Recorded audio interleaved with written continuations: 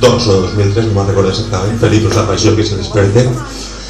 Anàvem ell i jo a Xeres en un viatge suïcida, que ell anava a fer el reportatge per al llibre que anava a treure l'Oronella, i jo anava a fer les fotografies del partit per ambientar el llibre, i bé, finalment, com és conegut per tots, el Llevant va guanyar i entonces aquest mateix dia pujava a primera divisió.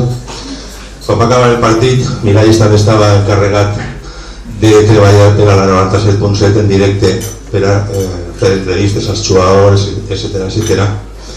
I ahir en tot el folló que n'hi havia, perquè clar, havien guanyat i tota la història, jo anava a fer fotografies, Miralles en el micro buscant jugadors per ahir. Ahorita li va trobar un.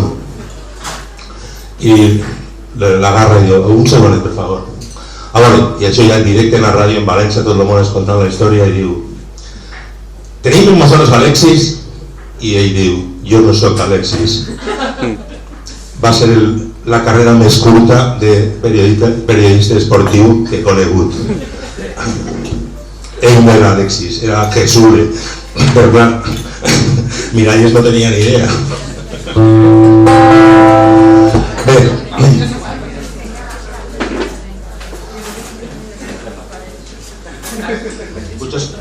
vull que has començat en un tema de Chet Atkins que se diu Windy and Wall.